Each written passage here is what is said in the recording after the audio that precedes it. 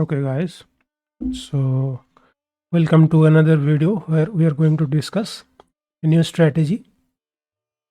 And जो आज का टॉपिक है, जो आज का जो स्ट्रैटेजी है, वो एक बहुत ही सिंपल स्ट्रैटेजी है, बट सिंपल होने के साथ साथ इफ़ेक्टिव भी है।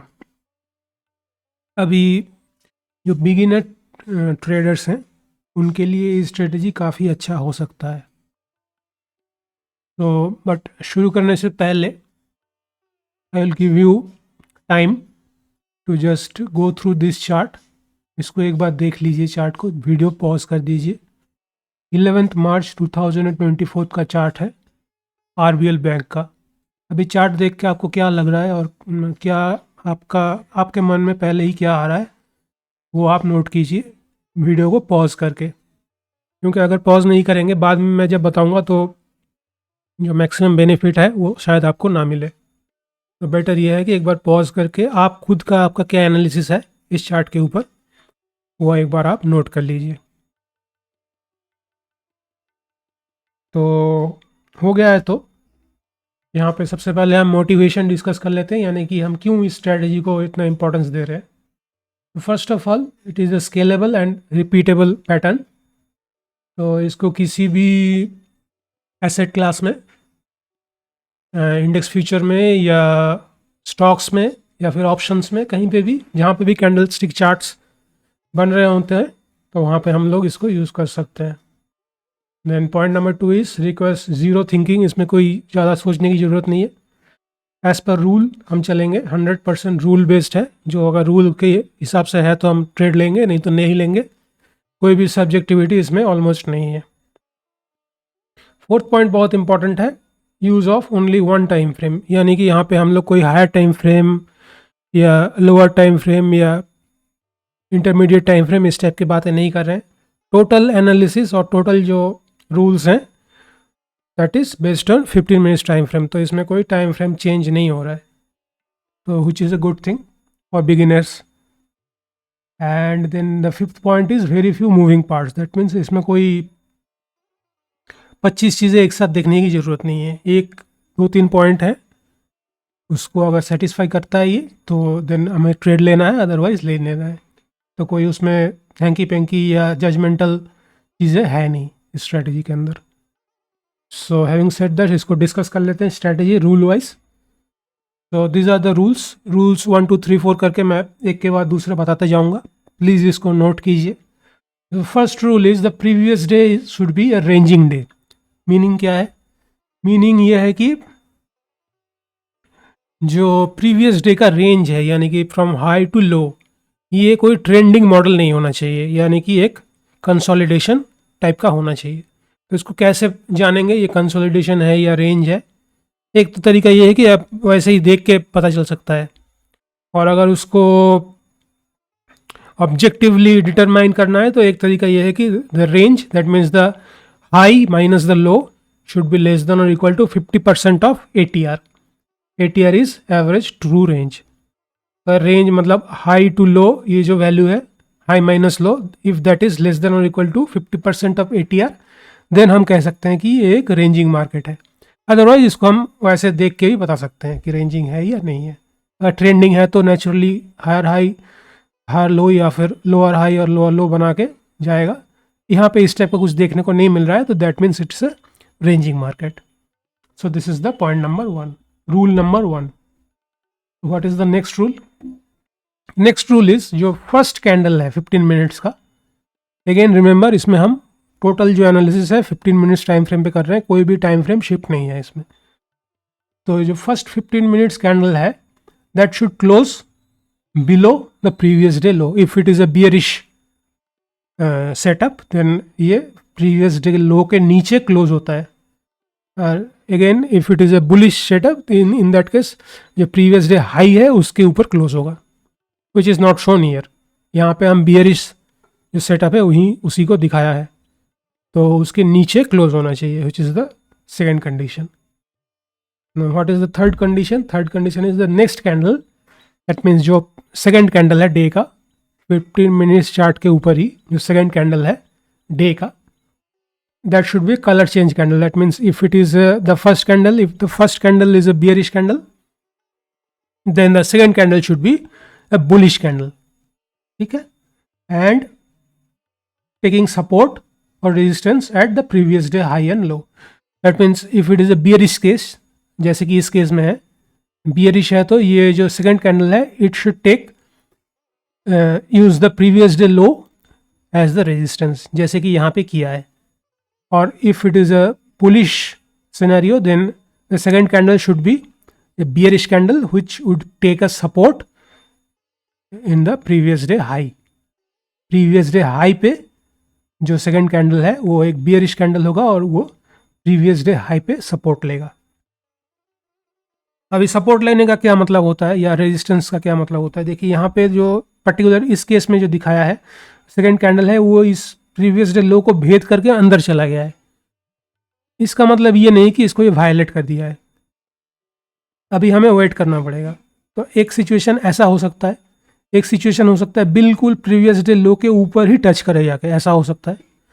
और एक सिचुएशन ऐसा भी हो सकता है कि यहाँ तक पहुँचे ही ना, थोड़ा सा गैप रह जाए, ऐसा सिचुएशन भी हो सकता है. तो इस टाइप के केसेस, तीनों केसेस हो सकते हैं, कोई प्रॉब्लम नहीं है उसमें. जो ये गैप वाले केस है इसमें सिर्फ एक ही चीज़ आपको नोट करना है, जो ये गैप है that should not be more than 10% of the overall candle range. Just by observation, इसमें कोई मेजरमेंट नहीं करना है, जैसे इसको देख के जो ये इसका मतलब ये है कि ये गैप बहुत बड़ा नहीं होना चाहिए, यानी कि एक बहुत लार्ज कैंडल है और यहाँ पे एक छोटा सा ग्रीन कैंडल बना है, वो दैट इज़ नॉट गुड. वो भी चल जाएगा लेकिन नॉट गुड मैं कह रहा हूँ. तो जो ये गैप है, या तो ये गैप बहुत कम हो या फिर ये बिल्कुल गैप हो ही ना, या फिर इस टाइप का अंदर जाके क्लोज कर दिया हो, ऐसा हो. तो this is the third point. Now what is the fourth point? Fourth point is जो नेक्स्ट कुछ कैंडल्स हैं, नेक्स्ट 3 और 4 कैंडल में ये जो इसका लो है ये ब्रेक होके यहाँ पे क्लोज दे देना चाहिए. The previous candle is violated by next 3 to 4 candle group on a closing basis, यानी कि इसके बाद जो कैंडल बनेंगे उसमें से मैक्सिमम 3 या 4 कैंडल होना चाहिए, उससे ज़्यादा नहीं. उससे ज़्यादा नहीं मतलब यहाँ पे कैंडल बनता रहे, कुछ भी होता रहे, बाद में कभी डे के एंड में आके यहाँ पे क्लोज दे दे, वो नहीं चलेगा. मैक्सिमम 3 या 4 कैंडल हम देखेंगे, इसके नीचे हमें क्लोज चाहिए. ठीक है, this is the fourth condition. Bullish scenario में क्या होगा, नेचुरली यहाँ पे एक बियरिश कैंडल होगा, this candle will be bearish candle, second candle, और बुलिश कैंडल ऐसे बनता जाएगा. ये जो ऐसे बियरिश कैंडल्स हैं वैसे यहाँ पे बुलिश कैंडल्स बनता जाएगा और उस जो बियरिश कैंडल सेकंड कैंडल है उसके ऊपर जाके क्लोज करेगा. जस्ट इसका ऑपोजिट है, आप समझ सकते हैं मैं क्या बता रहा हूँ. एंड देन जैसे कि मैंने दिखाया है ये मस्ट क्लोज, ये जो कैंडल है ये बिल्कुल इसके नीचे क्लोज होना चाहिए, वीक होने से नहीं चलेगा. And then the final one is, जैसे ये हो गया हमारा एंट्री कंडीशन ट्रिगर हो जाता है, यहाँ पे आके एंट्री नहीं करना है, जहाँ पे ये क्लोज दे रहा है यहाँ पे एंट्री नहीं करना है, हमें एक लिमिट ऑर्डर डालना है इस कैंडल के लो पे. ये जो ग्रीन कैंडल है इसके लो पे हमें एंट्री डालना है एज ए लिमिट ऑर्डर, जैसे कि यहाँ पे देखिए ट्रिगर हुआ है, और इसी कैंडल के ऊपर यहाँ पे हमें स्टॉप लॉस लगाना है.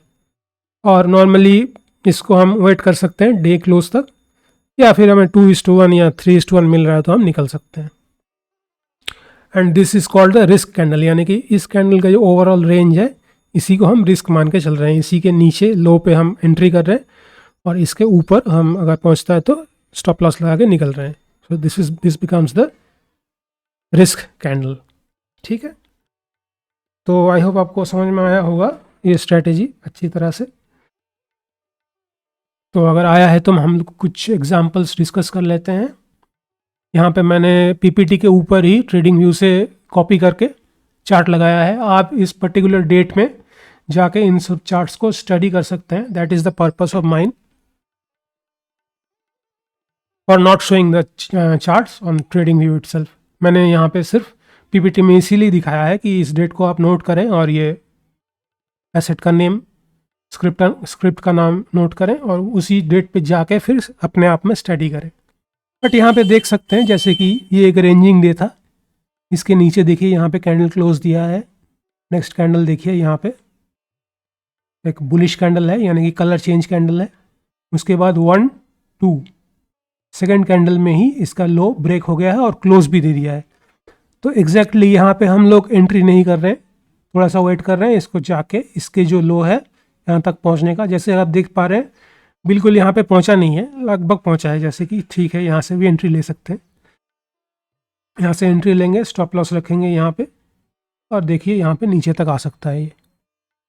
सिमिलरली एक बुलिश सिनेरियो कैसे होगा, ये जैसे एक रेंजिंग डे है, यहाँ पे देखिए पहला कैंडल बुलिश कैंडल है जो प्रीवियस डे हाई के ऊपर क्लोज दे रहा है।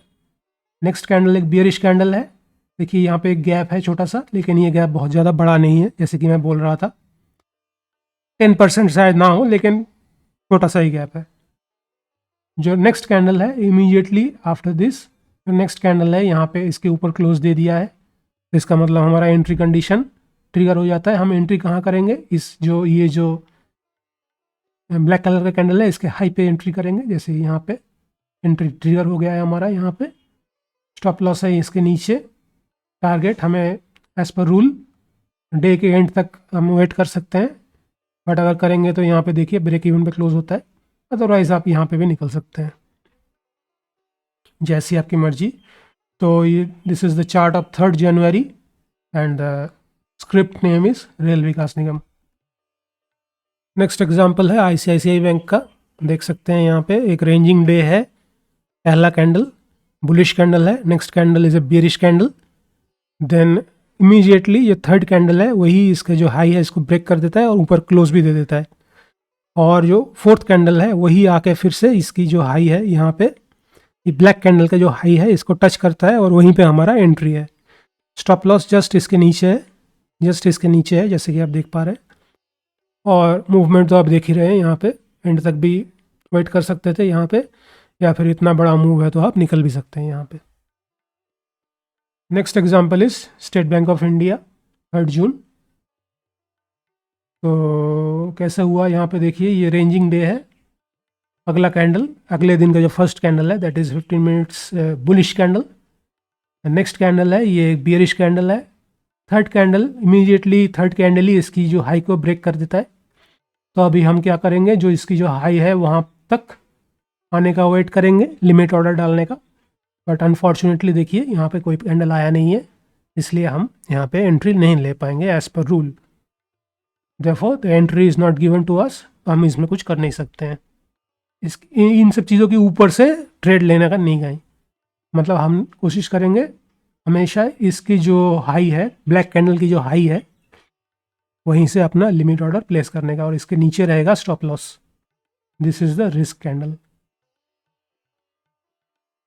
नेक्स्ट इज निफ्टी, इसका एक ऑप्शन का चार्ट है, पुट ऑप्शन का, 11 फरवरी 2025, बहुत ही रिसेंट चार्ट है। तो देख सकते हैं यहाँ पे एक ये रेंजिंग डे है प्रीवियस डे, और जो पहला कैंडल है that is a 15 minutes candle, ये बुलिश कैंडल है। नेक्स्ट कैंडल एक बियरिश कैंडल है। 3rd कैंडल 4th कैंडल में ये बियरिश कैंडल का जो हाई है वो उसके ऊपर क्लोज दे देता है। तो देन हम सर्च करते हैं यहाँ तक उसको आने का, इमीडिएटली नेक्स्ट कैंडल ही यहाँ तक आ जाता है। तो यहाँ पे स्टॉप लॉस रख के हम चलते हैं तो यहाँ तक हमें मिलता है प्रॉफिट।